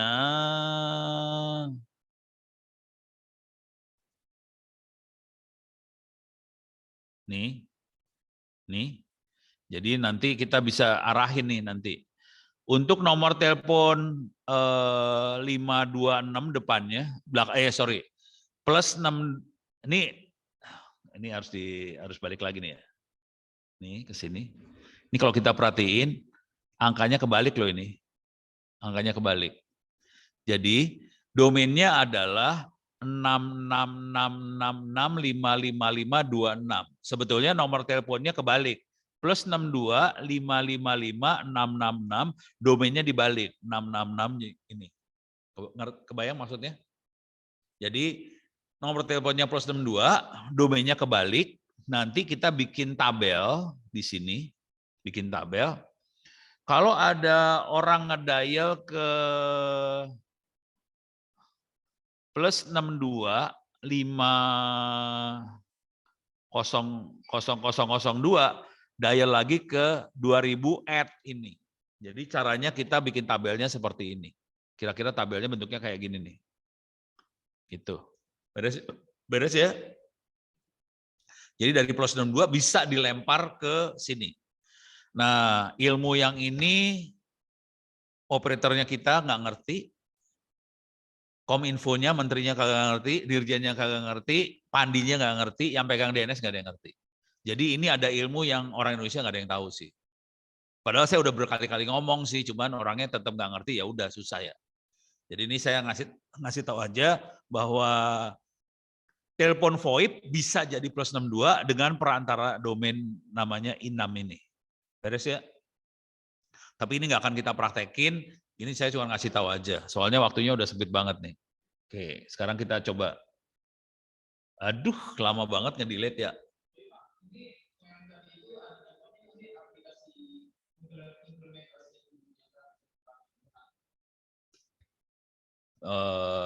Implementasi benernya paling gampang tadi OpenBTS. Ya. Jadi BTS, jadi BTS kayak apa sih? Yang 4G yang dibikin sama si Fata segala macam, sentral teleponnya adalah VoIP. Jadi sentral teleponnya VoIP, bentuknya teleponnya, bentuk nomornya adalah nomor @IP. Supaya bisa sama dengan operator plus 62 segala macam, kita butuh teknologi yang namanya INAM buat bikin tabel, kalau plus 62 sekian, masuk ke nomor berapa, IP berapa, gitu. Jadi, yang dunia nyatanya, 4G, 5G itu seperti itu, dalamnya. Gitu. Cuman buat orang biasa dikasih tahu nomornya plus 62 sekian. Padahal sebetulnya enggak. Itu aja sih. Beres ya. Jadi kita ditipu sih sebenarnya. Karena kita udah kebiasaan plus 62, jadi sistem penomoran yang dipakai sama Telkom zaman dulu selalu kode negara, kode area, terus nomor telepon. Jadi cara bikinnya gitu. Kalau di internet, nomor @server, nggak ada kode negara, nggak ada kode area, yang ada nomor @server. Jadi kepaksa supaya orang yang jadul, yang artinya nomor zaman dulu, bisa di mapping ke internet, jadi kita pakai DNS, pakai INAM itu. Gitu ceritanya. Beres ya? Oke, cuman ini ngedelete-nya lama banget, Tuh, baru 92%. Udah ngomong segitu lama, tetap aja masih lama. Parah. Kayaknya gagal ini nih. Udah 20, ini jam 11.23 sih. Jadi gagal kita pakai Kamelio, gagal total. Oke, ada lagi pertanyaan? Aman? Aman ya? Udah pada pernah bikin server belum sih? Udah? Belum? Hah? Oh, Debian yang kemarin bikin web server yang itu aja, e-learning itu ya? Oke. Jadi kalau udah pernah bikin web Debian, web server Debian segala macam, pindah ke sini sebenarnya nggak jauh beda sih. Cuman harus ngerti konsep-konsep di belakangnya. Ini jujur, kebanyakan orang-orang kita, nih jujur dulu ya, sebagian besar orang-orang kita udah kebanyakan dibikin enak sama vendor, sama pabrik. Jadi udah jadi, tinggal ngoperasin aja. jarang orang kita yang bikin. Akibatnya kita kesusahan sih sebenarnya. Gitu. Cuman saya yang bisa bikin ini ngomong sama pemerintah segala macam susah. Soalnya pemerintahnya udah kebanyakan dicekokin sama vendor, jadi susah. Gitu. Cuman ini nggak selesai-selesai, 62% terus. Aduh, parah dah. Nggak bisa ini. Nggak bisa. Gitu. Nanti kalau ini berhasil misalnya, bentar, di sini ada nggak ya? Saya mau ngasih lihat sih.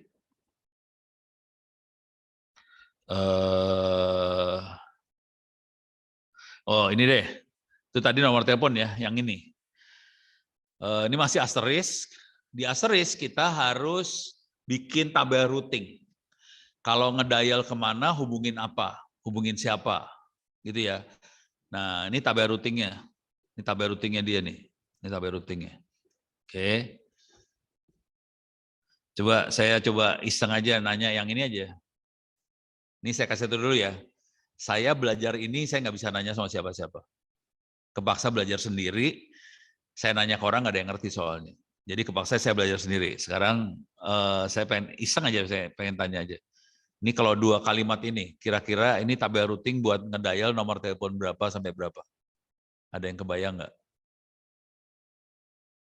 Dari kalimat itu doang, dari 2 itu, kebayang nggak dia nelponnya ke nomor berapa sampai berapa? Bisa nebak? Nggak bisa? Kebayang? Nggak, Erlang nggak bisa jawab. Ini saya bacain ya. Jadi kalau kita bikin, ini filenya namanya extension.conf. Filenya extension.conf, saya biasanya naruh tabel routing ini sesudah kata-kata default sama demo. Saya masukin tabel routing tambahan ini. Jadi tabel routing tambahan ini ditambahin ke dalam extension.conf. Oke. Nah ini cara bacanya gini. Kalau ada orang nelpon ke nomor 20XX, berarti dia bisa dial dari 2000 sampai 2099. Beres ya? Jadi pertanyaan saya tadi kan, ini bisa ngedial dari berapa sampai berapa? 2000 sampai 2099, cuma itu aja sih. Nah ini nomor angka 1, ini adalah langkah pertama dial pakai protokol SIP, Session Initiation Protocol, ke extension yang disebut di sini. Extension itu ada di mana? Ada di file sip.conf. Jadi ada file sip.conf, dia masuk ke extensionnya, tunggu 30 detik, bunyiin kring, kring, kring, kring, kring, selama 30 detik, kalau nggak diangkat-angkat, RT. RT itu time out. Kalau time out terus ngapain? Langkah kedua, hang up, putusin. Jadi cara bacanya kayak gitu. Bayangin saya ngoprek ini tanpa bisa nanya ke orang. Jadi bayangin aja si Ono kerjanya kayak gimana tuh. Ngoprek nggak bisa nanya ke orang, kepaksa harus ngeraba-raba. Ini maksud perintahnya apa sih? Gitu. Separah itu loh belajar itu sampai kayak gitu. Nah yang ini juga sama, cuman yang ini dari 2100 sampai 2199. Bentuknya kayak gini. Yang ini kelihatan nggak buat dial kemana? Bisa kebaca? Buat dial ke nomor berapa? Dial ujungnya, jadi 2031 adalah nomor perantaranya. Jadi nomor yang didial adalah 021 Jakarta. Jadi kalau ada orang di jaringan kita pengen nelpon 021, kirim teleponnya tadi ke 2031. 2031 itu apa? 2031 bisa berbentuk seperti ini misalnya. Ini contoh aja ya. Bisa jadi SIP gateway.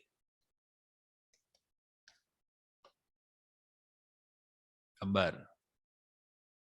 Nih, makhluknya kayak gini. Tapi ini colokan telepon nih nanti. Ini colokan telepon nih.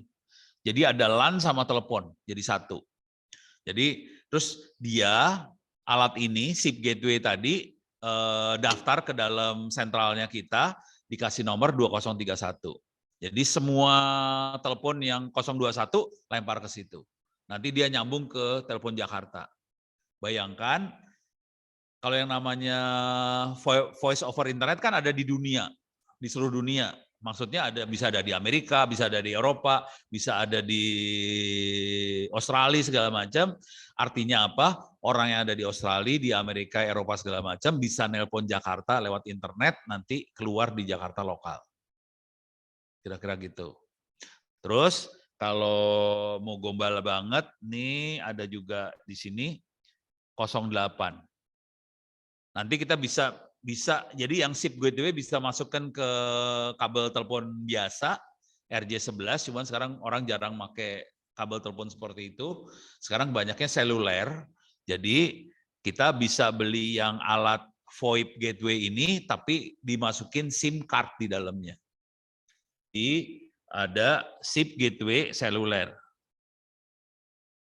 Gitu ya. Ini seluler, masukin SIM card barangnya, diisi SIM card barangnya. Terus kita kalau mau gombal kan, kalau mau nelpon sesama operatornya sama, Telkomsel ke Telkomsel biasanya harganya murah. Excel ke Excel murah, Indosat ke Indosat murah. Tapi kalau Telkomsel ke Indosat mahal biasanya. Jadi tekniknya kalau kita main, tekniknya adalah kalau teleponnya 0811 masukin yang SIM card-nya Telkomsel. Kalau yang 081 berapa Indosat, masukin Indosat. 08 berapa yang Excel, masukin Excel. Dengan cara itu kita bisa bikin telepon murah dan lebih gilanya lagi, itu bisa lewat internet, artinya dari seluruh dunia bisa nelpon ke situ. Bayarnya jadi murah. Jadi misalnya kita punya kantor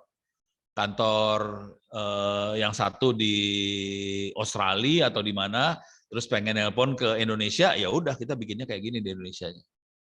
Nih, harganya berapa? Kita bisa lihat aja. Klik ini ya. Nih. Ada di Topet, coba bayangin. Barang ini ada di Topet. Parah dah pokoknya kalau udah tahu sih. Oke. Nih, harganya coba mahal ya, 9 juta.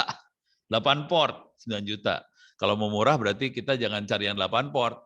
Cari yang lebih murah lagi, yang 2 port gitu kalau buat iseng-iseng. Coba VoIP gateway.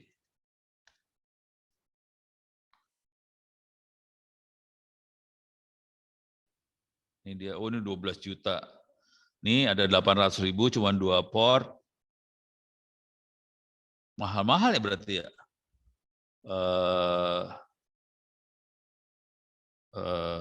Seluler gateway.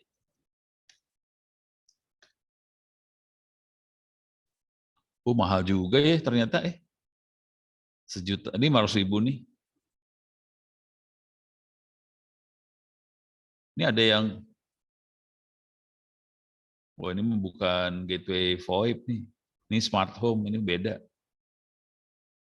Nah juga kalau kita lihat lagi pesawat-pesawat telepon yang dipakai di kantoran sekarang, hari ini, pesawat-pesawat telepon di kantoran sekarang bentuknya udah kayak gini.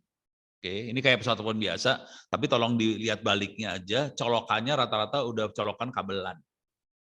Jadi bentuknya sih pesawat telepon, tapi kalau kita coloknya bukan colok ke kabel telepon, bukan, ini coloknya kabelan. Kalau dia udah kabelan, kita sentralnya pakai sentral yang tadi, yang Astris tadi. Tapi Astris saya udah nggak terlalu rekomen sih, soalnya Astris lemot banget sih sebetulnya. Coba kita lihat ya, coba berhasil nggak dia? Oke, ya.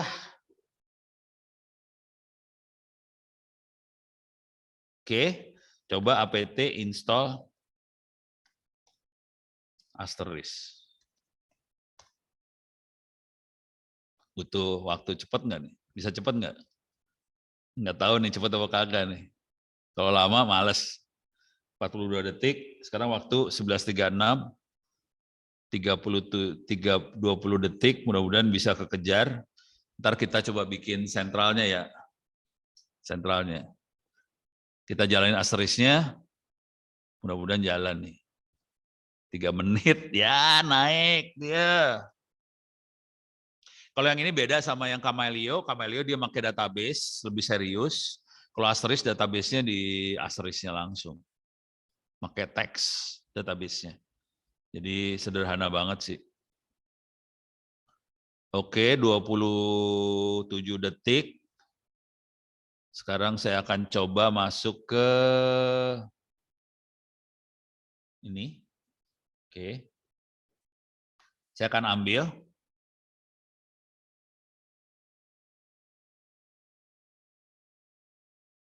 Ini saya ambil dulu bentar. Mudah-mudahan masih dapat nih, kekejar waktunya. Oke, sampai sini. Klik kanan copy. Oke, 35%. 5, 60. 60%.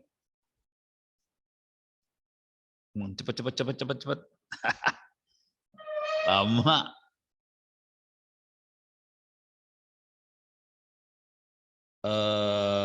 Yang lama dari Asterisk juga nanti dia udah punya ada library buat apa sih? Operator sentral telepon. Ada suara perempuan yang jadi operator sentral telepon, jadi dia bisa ngomong welcome apa segala macam. Udah ada rekamannya.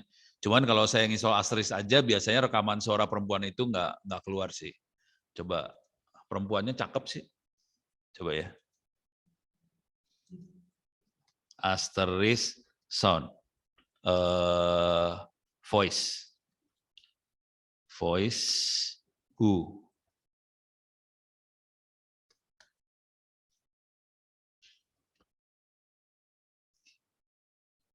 Ini dia. Alison Smith. Ini suaranya dia ada di Asterisk. Oke. Jadi dia donasi suara. Kan ada yang programmer open source, ada yang donasi coding. Dia donasi suara, suaranya dia dimasukin. Ini orangnya cewek, Alison Smith. Alison Smith, coba. Saya cari ya, Asterisk, Alison Smith. Ini dia. Ini orangnya. Cakep kan? Cakep lah. Bule. Perbaikan keturunan banget. Oke, coba kita lihat di sini. Sorry. Masih 66%. Berarti ada masalah di servernya ya. Ala ilaha illallah, servernya bermasalah banget. Kayaknya nggak dapat ini, udah nyerah.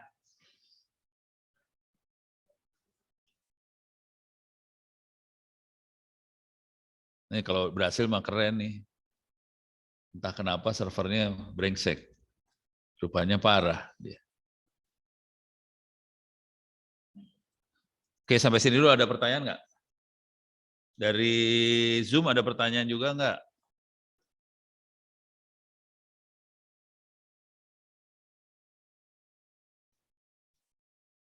Ada pertanyaan sini? Nggak ada pertanyaan? Aman? Aman? Oke. Ini kayaknya gagal ya. Jadi hari ini eksperimen gagal, jadi kepaksa pada nyoba sendiri-sendiri di rumah. Masing-masing. Kita masih punya waktu sedikit. Saya akan review dulu buat minggu depan deh. Jadi kira-kira VoIP-nya seperti itu. Tar, mana sih?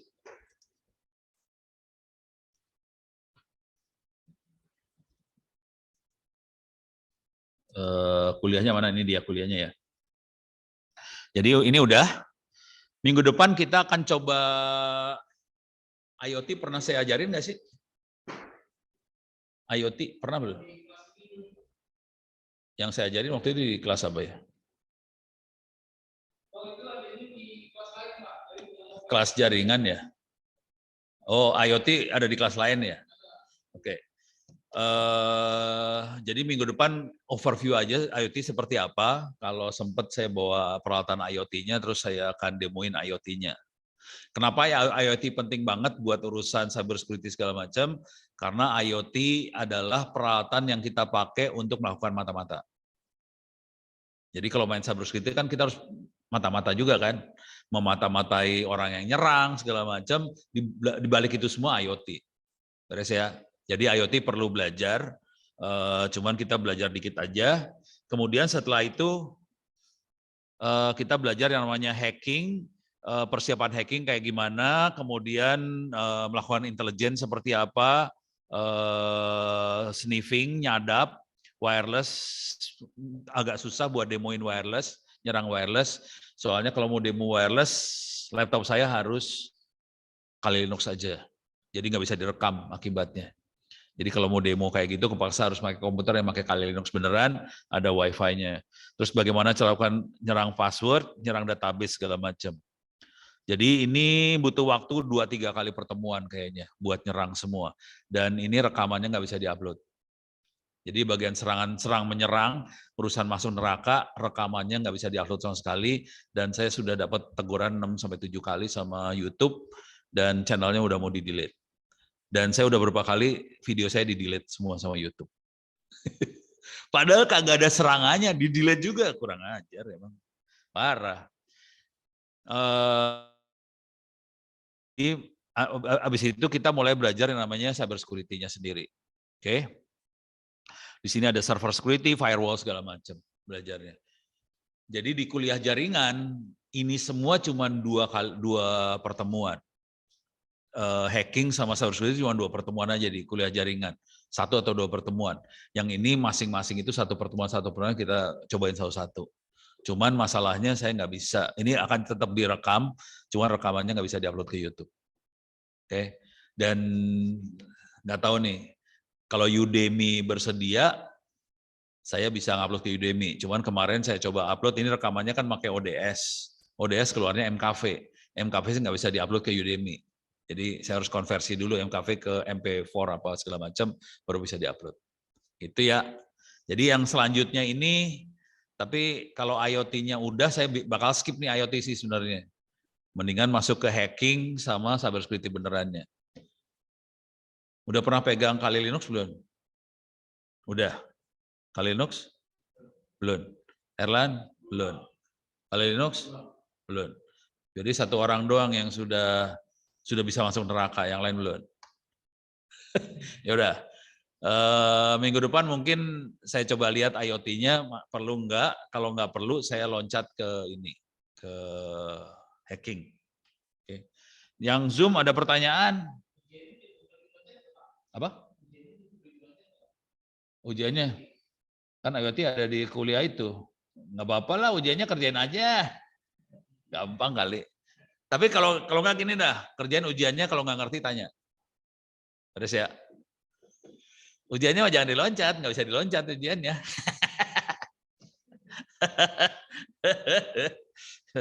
Kalau nggak mau ujian, gampang nulis buku. Nggak usah ujian, gampang. Dan nulis buku royalti buat yang nulis ya. Gitu. YouTube lagi. Zoom, ada pertanyaan Zoom? Nggak ada Zoom? Nggak ada pertanyaan ya? Nggak ada pertanyaan? Di sini nggak ada pertanyaan? Oke, ya udah. Mudah-mudahan bisa bermanfaat. Kita ketemu lagi minggu depan. Tolong saya diingetin materinya. Ya, hacking nggak apa ya, materi hacking ya? Nggak. Hah? Gas. Belum pernah diajarin hacking sama sekali ya? Belum pernah ya? Oh, di mana? Di webinar doang. Oh, tapi kuliah belum kan? Ya udah. Oke, kita akan hacking minggu depan. Oke. Bila ya, assalamualaikum warahmatullahi wabarakatuh. Sampai ketemu minggu depan. Ini saya tutup dulu. Oke.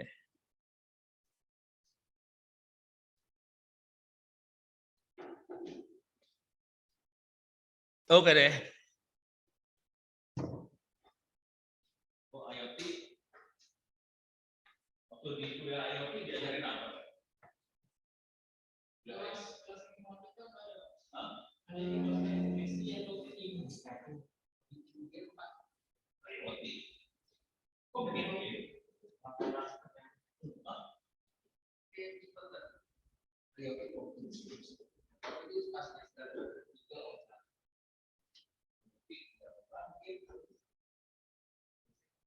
Ngaco. Dosennya kagak ngerti IoT itu. Wah, berarti saya harus ngajarin IoT dong minggu depan. Walah.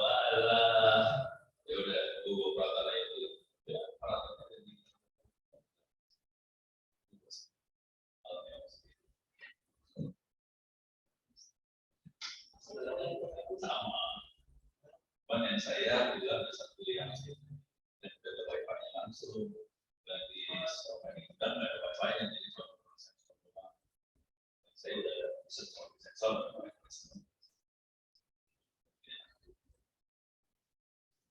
Jadi sampai berubah. Sip.